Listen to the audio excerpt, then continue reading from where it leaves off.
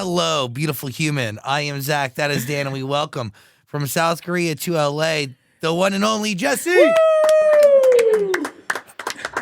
I wish we were together. It would have been, me. I personally like to interact eye to eye. I'm not really like a technology person. Like I personally don't like Zoom because you can't really see, you know what I mean? I couldn't agree with you more. I'm very deep on eye contact. Right. You have to understand something. You have a lot of fans here. We love you. In this room. Genuine, deep, passionate fans of Jessi. Oh, Very, very passionate. Aww. Where are they? I don't see that. It's real. I don't see that. Hi. Hey! Hello.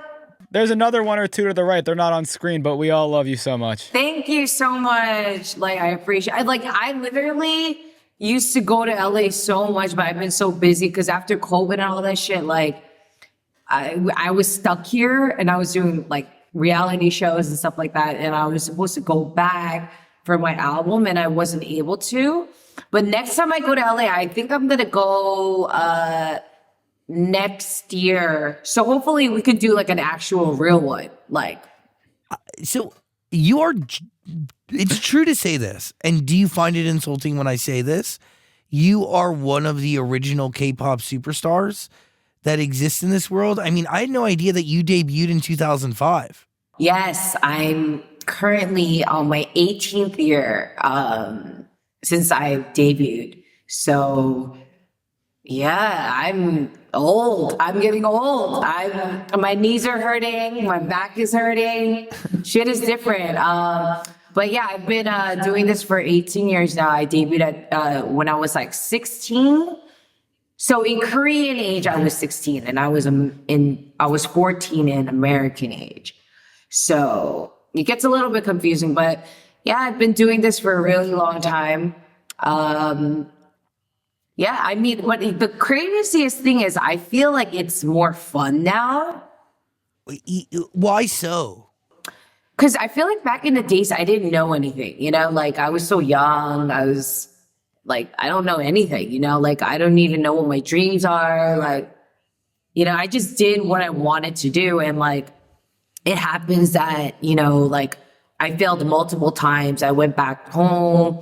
I came back to Korea. I went back and forth so many times. But ultimately, my gut and my heart told me that I needed to be a star. Whether it was a singer, an activist, whatever it is. I felt like I wasn't the type of girl to go to school and go to college and shit like that. I don't know. I felt like I was made for this. So yeah, I'm very it's different now because the generation is very different now. Music is different, fashion is different.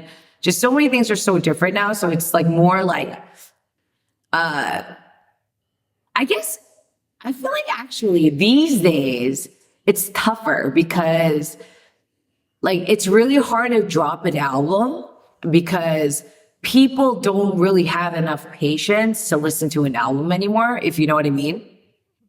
So that's why I drop a lot of singles, because my fans, they want new music, but I only have one body, So yeah, if that answers your question. 100%. What are some qualities that are required for a K-pop star to be everlasting or to withstand way more than a decade doing this?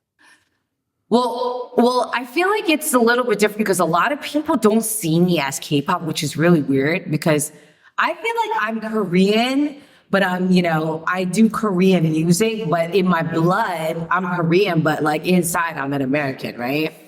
Yeah, you're from New Jersey. Yes, I was born in New York. I moved to Jersey and then I just hung out in New York all the time. So for me, Where in Jersey are you from?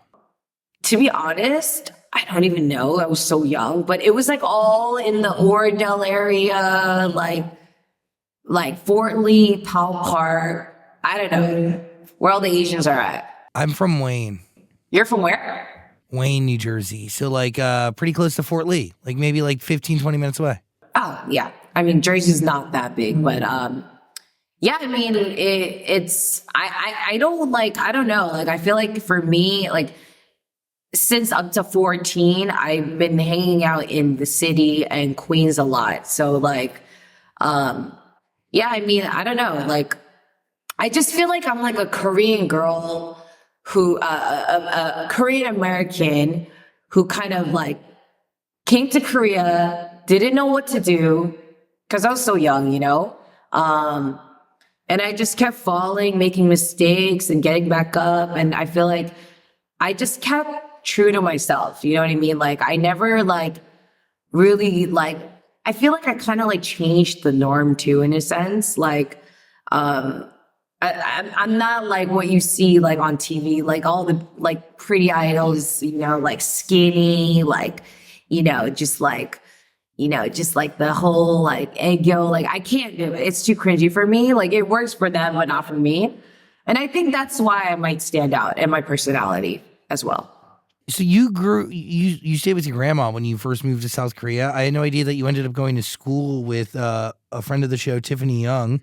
That's pretty cool. Yeah, I actually forgot about that. I went to an international school in Korea.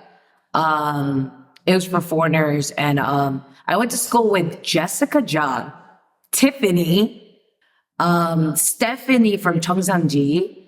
I don't know if you know, and a bunch of other artists.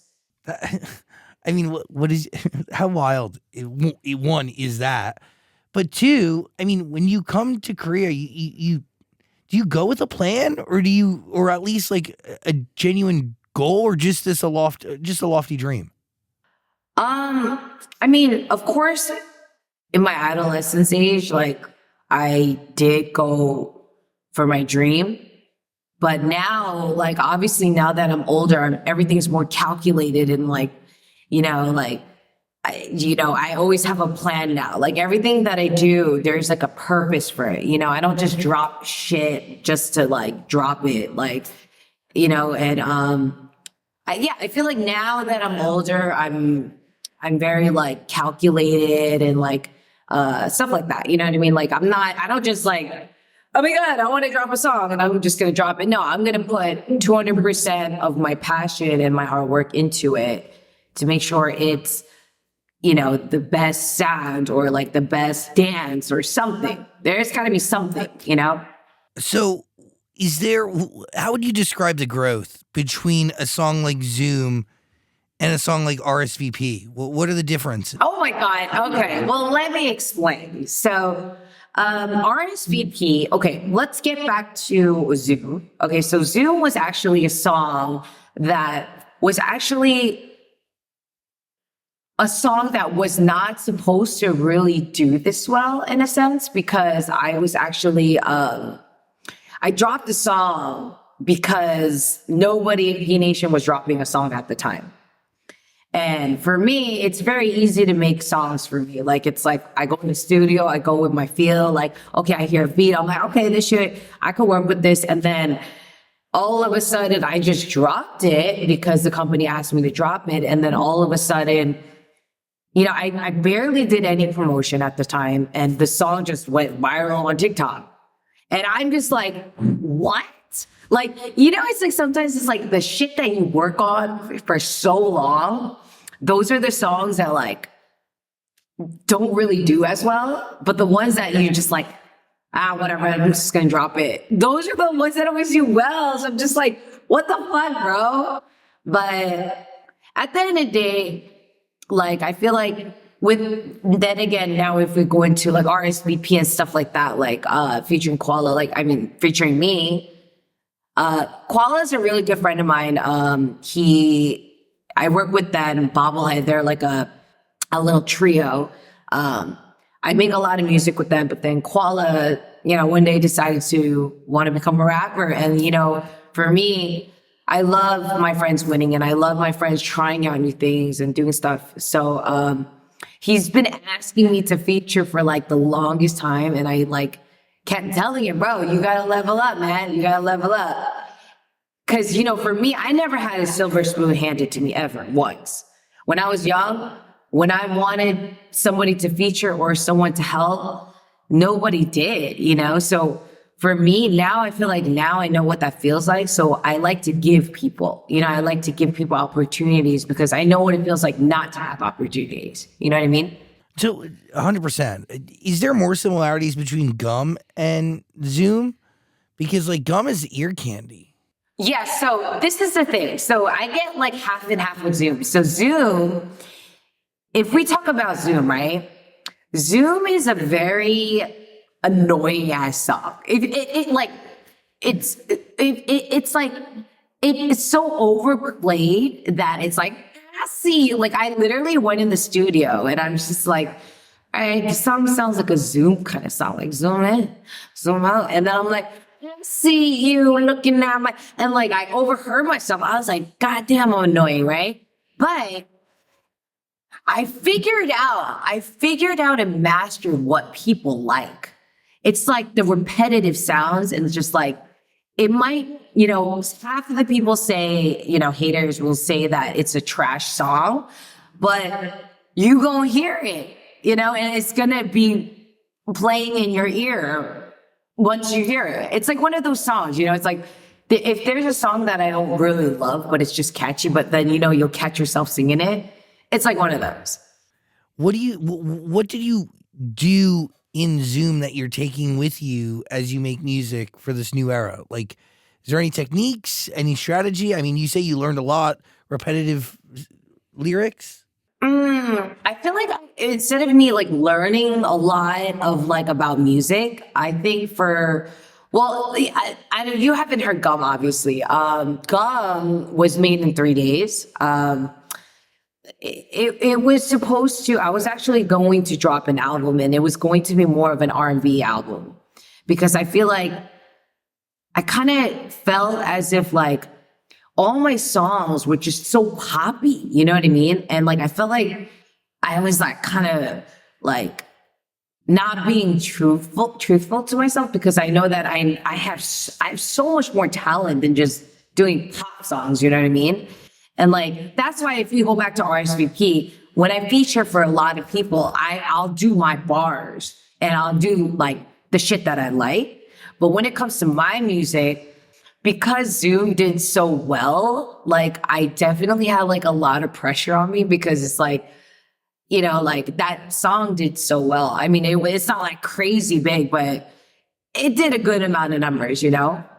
So, Zach heard Gum, I heard.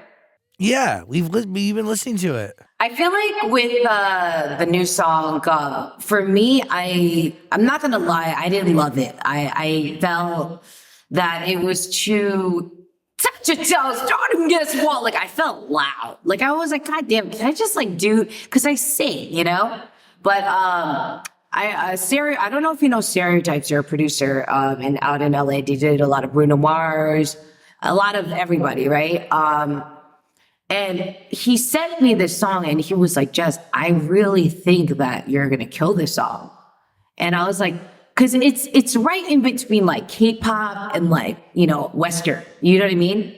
So it was such a challenge to make this song not K-poppy, you know what I mean? Like originally we had like a lot of Korean lyrics, like I changed the verse like so many times because I simplified it. At first I went like a lot of metaphors, a lot of raps, a lot of like punchlines. And then I was like, wait, it doesn't make sense. The song Gum is a very simple track where it's like, what you hear is what you get with the song.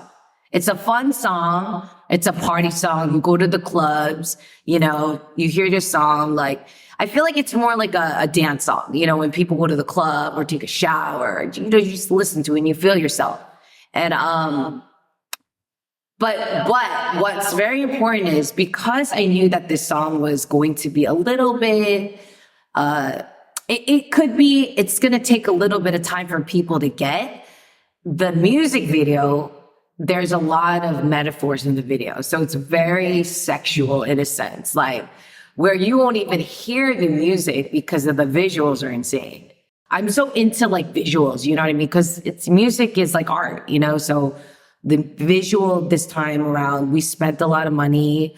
We spent a lot of money on outfits. We shot like over 24 hours. So, I mean, I think you would have to give it another try. The man next to you, you're going to have to hear it a couple times. You know what I mean?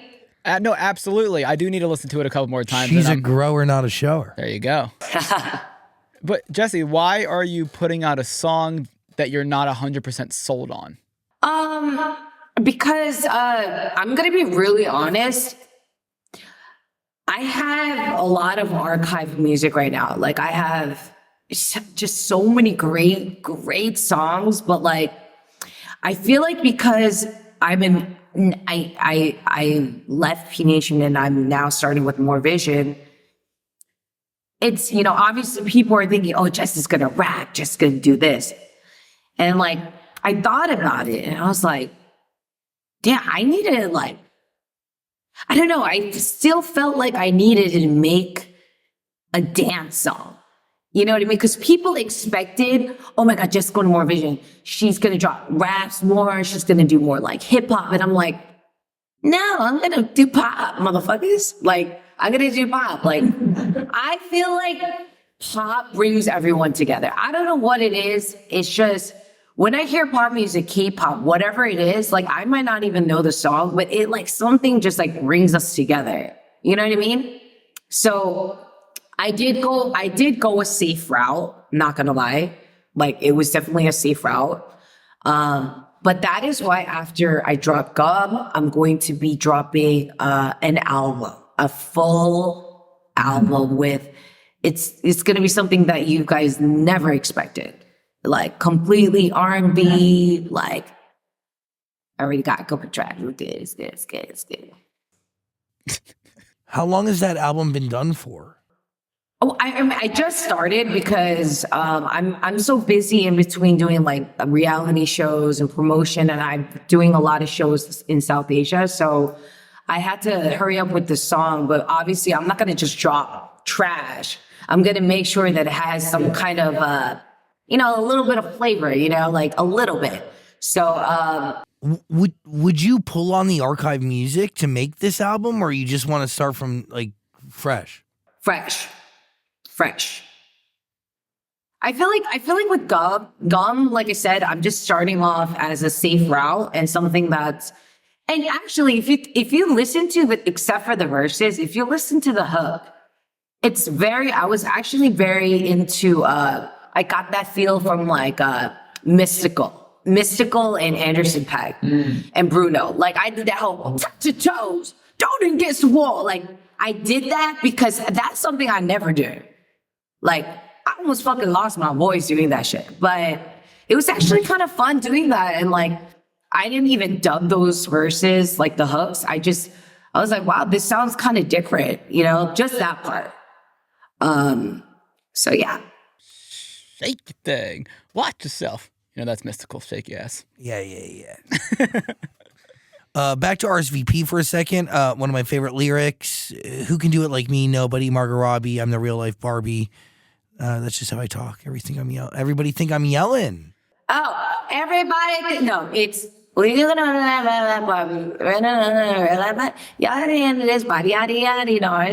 not sorry. So me, I have a very strong core. So ever since I was really young, I had a loud fucking voice. So when I entered a room, people knew I was there.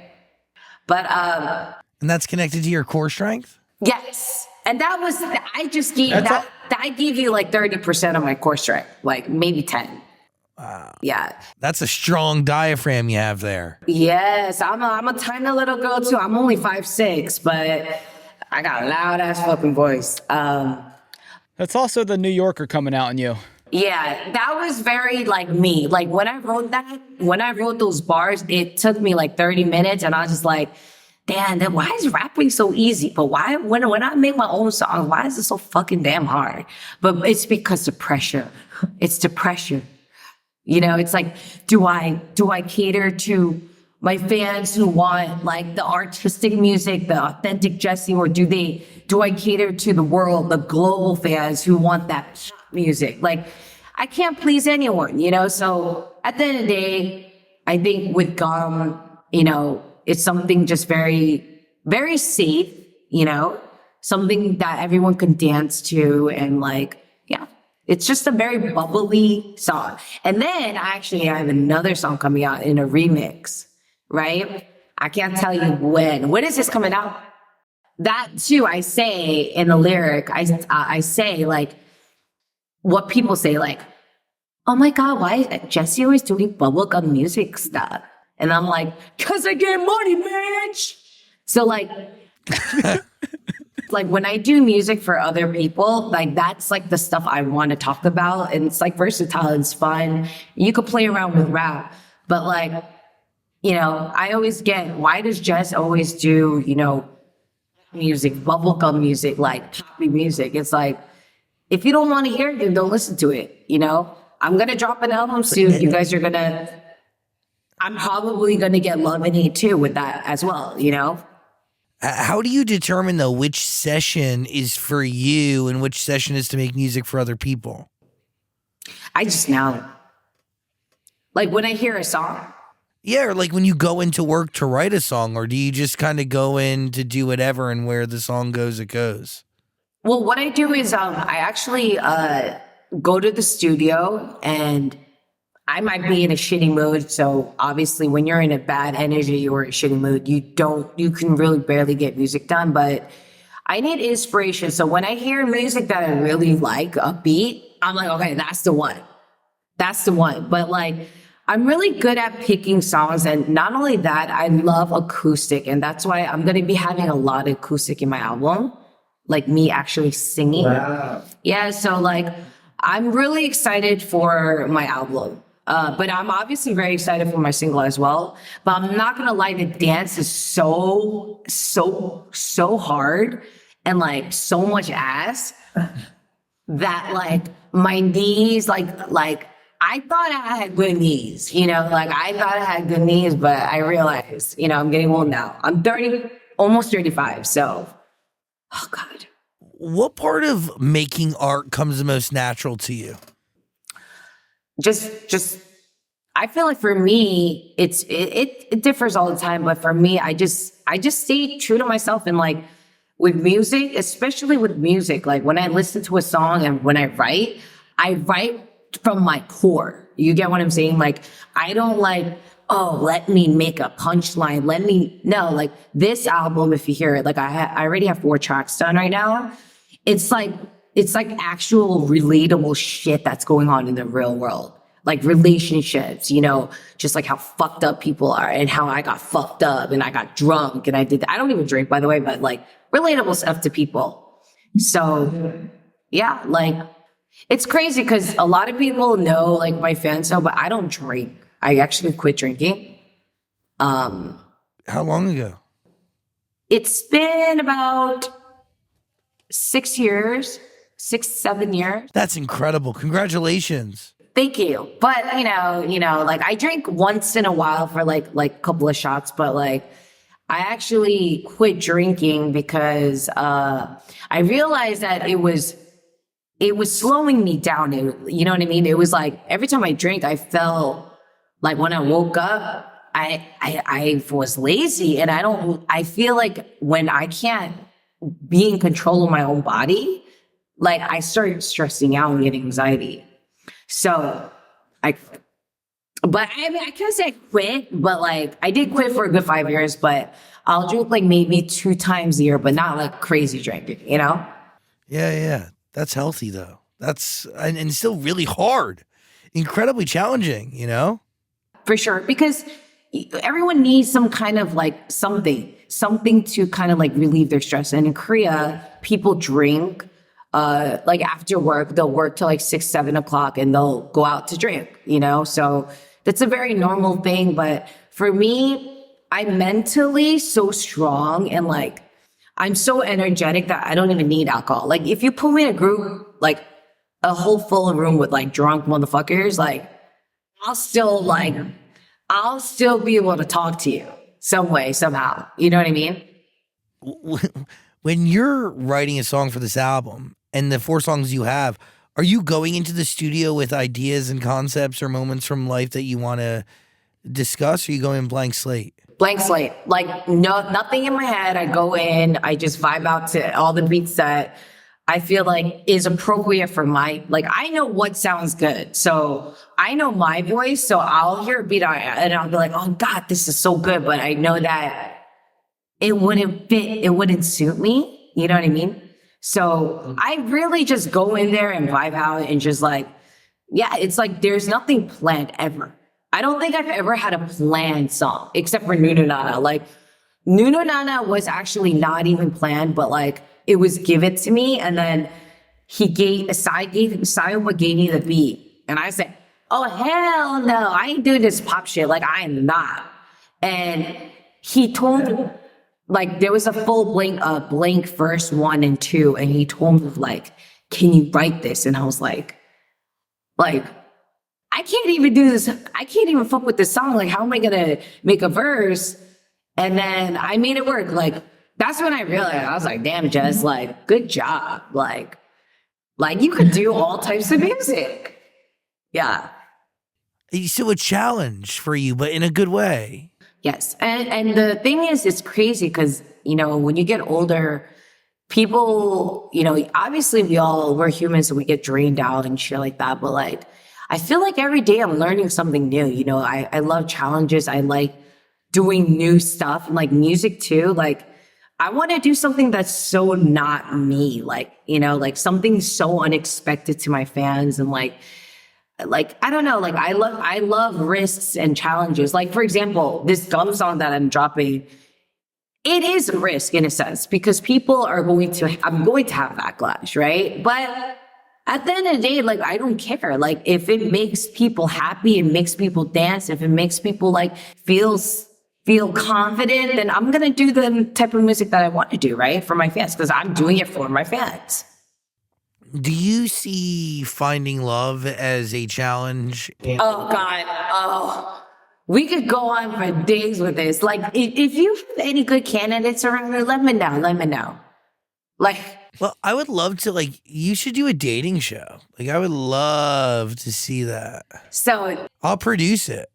That's why you're a host, because look, for me, I know I actually pitched this to somebody. Yo, you should have a Jessi love show. You remember back in the days, Flavor Flav Tequila, right? Yes, I love New York, of course. And I was like, well, I have a character, so this is who I am. I don't fake my shit, right? But I'm this one, and I'm a sucker for love. When it comes to men, I know exactly what I like and what I don't like. But when I love someone, I'm all in, right? But they were this is the best idea ever. This is gonna do so well. And then, hopefully next year. I don't know. I don't know. It's half and half because I'm am I selling myself out? It's not I can't get a man. It's just I'm picky. You know what I mean? Yeah, and why not exploit it for some fun, entertainment, a little bit of cash, Yeah, I mean, you're not wrong about that, but I've considered it. But then I thought about how much time and effort I need to put in that show, and how much, actual work I need to do. And I'm not the type to have all the executive producers do everything. I like to put all my input in. When it comes to fashion, when it comes to hair, when it comes to music, dances, I put 90% of it is my idea. It's kind of a curse and a blessing in a sense, because I'm too much of a perfectionist and I know what I like. So it's really hard for me to lean on someone and expect them to be oh, they're going to get it. They know. It's hard for me because when I was young, I never grew up I never grew up with a lot of love in Korea. It was really hard because of my, not just the standards, but just I never, I said, I never had a silver spoon handed to me ever. And I had to kind of discipline myself and ground myself and learn on my own without my parents. And imagine imagine a little girl doing that. Like, let alone just humans in general, it's hard, right? But like, I had to discipline myself and ground myself. And, I messed up, I fucked up, I fell, but like, I picked myself back up, So I think that's why I am who I am today. That's why I'm very like aggressive sometimes. And like, I'm very passionate in what I do. So like, even if we'll have a light meeting, I don't like light meetings. Like, it's got to be like, it's straight to the point. What the fuck is the point? Like, like, I don't like having light meetings just to like, bicker and talk and like have throw ideas out. Like, I want to like actually sit there and get something done. Yeah. Amen. I do agree that character is fate and everything ends up falling into place, Getting back into that, I feel like that's something, a huge lesson that I've learned this year, especially this year and last year. I grew up so much. Like, when I mean like I grew up, like I learned I've been through so much hell and back, and nobody even knows this. And I don't talk about it because I'm not that type of person. But like, sometimes, you know how they say like kill them with kindness, right? I don't even kill them with kindness. I just silence them, because there's no point of me showing action in my like giving them even just like my energy to get mad at them. So yeah, it just, for me now, like I just brush off the people. I lost a lot of people in my life. A lot of people like staffs and stuff, a lot of people dick me over.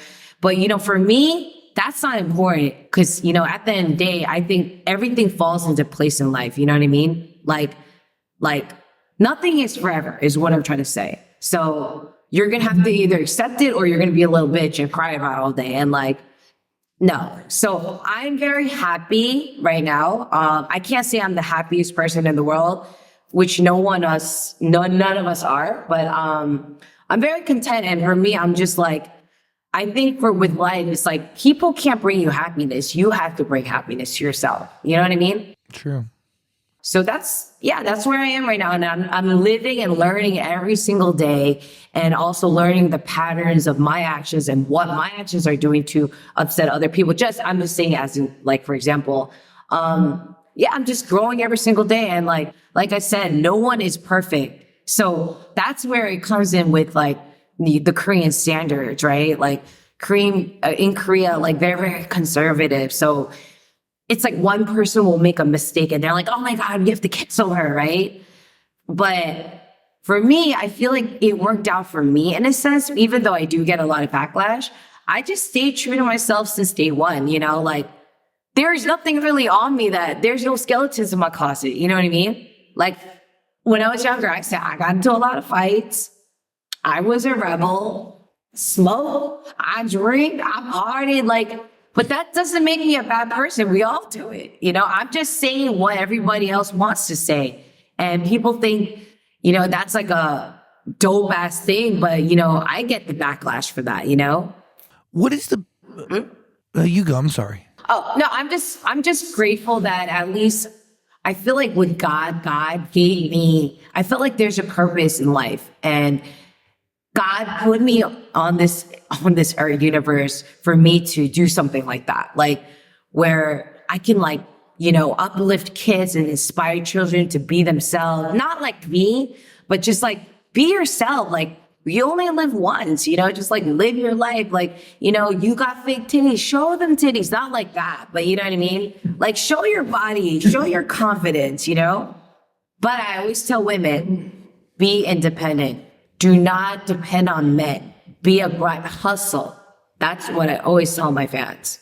By the way, you can listen to all of Jessi's music. It's waiting for you. Link in the description below. It's all on Amazon Music. What are you thinking, Dan? Why isn't everybody in K-pop as open, as honest with you? Is it because they don't want to, or are they not allowed to? I feel like, I'm sure you interviewed a lot of K-pop artists, right? Oh, maybe. Yeah. Yeah, I've seen the interview with you with Lisa too, and you got all shy and stuff. I saw you. Well, it's an honor to have made your feed. Of course. I love Lisa, by the way. I feel like in Korea, because it's a very conservative country. Like they're just, if you watch TV, for example, I'll give you a great example. If you watch TV in America, there's so many different types of shows, right? Reality, there's like Kim Kardashian, there's like plastic surgery, there's like crime, there's like CNN. There's so many diversity of like shows, right? In Korea, there's only one type of show, but just with different hosts. So I feel like this is what I thought. I kept saying, how are people, like, when you see people outside, they're not conservative. Like, if you see like daily people, like they're actually like, maybe like dressing like all like hoochie mama and stuff like that, right? And they look good. And I'm just like, well, why is it that like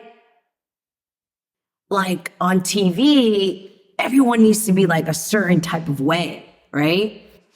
But I feel like it's just, I don't know. Like, I feel like they just, it's not a rule, but I think people are scared because they already came out as like, okay, say that like I debuted and I'm like 16, 17 years old. And I'm like, hi, Nancy. Like, right? Let's just say, right?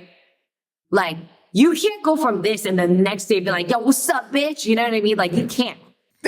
Like, that's crazy shit, right? So they're just consistent with their behavior. And like, I think that's what it is. And like, then that's where I come. And I'm just like, I've been myself from day one. Like, if anything, I feel like I'm nicer now. I don't know. I'm definitely nicer. Have you always been this way since you debuted, since 2005? Yes. It was just not shown. It wasn't able to be executed because at that time, it was like too much. It was like, yo, this girl is like way too much. She like wears too much makeup. Like, she's only 16, but she has like a nose ring. Like, I had a tongue ring at one point. Like, it was just completely out of the norm. So like, people just didn't want to accept, but people knew that this girl had something. Everybody would tell me that. Everybody would tell me, like, artists, like, Jess, you're gonna blow up one day. And I would take that and I'd be so thankful. But it would take years and years and years and years, and nothing would change. So, but I'm very happy because even though it took me over a decade to actually see money and be able to take care of my family and, be able to do concerts and stuff like that, like, it's a blessing, like I said, it's all timing. And like, for me, I was able to survive. I was able to like survive and be like this, like, even though it took me 10 years, You're an absolute icon. And when it's time for the album, please come and actually be in our studio so we can sit eye to eye and do a real interview. You gonna fall in love with me? I'm sure I will. I already did. I have this energy, like when I do shows, like I just recently started. So I actually took a break on reality show because I kind of was going through a lot of emotions and depression and trying to figure myself out. And like, I started just doing promotion like 2 days ago. And like, everyone's just like, oh my God, Jess, I'm so glad you're back. Like, you're such a breath of fresh air. And like, it's hard, but it was actually like, I'm back, like, let me make you guys laugh. Let me entertain you guys. Let me like change shit up a little bit, and what the most important thing is that they accept me for who I am. You know what I mean? So it's like, I'm very grateful and blessed. You're an absolute legend, icon, really, truly amazing. And like, all of the music that Jessi's put out there is waiting for you on Amazon Music. So click that link in the description below. And again, when it's album time, like, really, we'll do this show for real. So thank you. Don't flake out on me. I'm fine too. We will never do that. Jessi, we were at Weebridge in Vegas and we were backstage. First of all, your performance was incredible. You were in Vegas and you didn't even say what's up? They wouldn't let us. We tried. We're don't like, where's even. Jessi? We We're tried looking for for we days. wanted to meet you so bad, and they We said were no. about to get on the fucking line in high touch. Yeah, we were about to high touch. We were backstage, and they said no. Jesse's not meeting anyone. We were about to I this. said this is bullshit. We were about to do I this. came there for one reason only. I would have hugged you guys. Oh my God. That's all we wanted. Oh no. But next time when I come to LA, I promise I'll meet you guys. Or whether it's Vegas, wherever, we'll meet halfway or wherever. You really are incredible. Thank you. I appreciate you guys so much. I feel like you guys are incredible. I love this podcast is actually I watch a lot of TikTok and I'm just like, man, this dude gets a with a Kpop artist. Like, what's his plug? Where's he getting the plug? What's this? No, it's people like you showing us time and respect, and that gets circulated, and people come on, and they have for 17 years. So, but it's real ones like you that keep us going. So I really thank you so much for giving us time today, and can't wait to do it in real person. Thank you. No, it was an honor, and like I said, I cannot wait to meet you in LA. Yeah, we'll have a real podcast. We meet eye to eye. We talk mad shit. You know, we spill the tea. We're doing that shit. I love you. Listen to Jessi's music, link in the description below. Jessi, everybody. Woo! Thank you guys so much. Have a great night, all right? You're You amazing. too. Thank you. Thank you. I love you guys.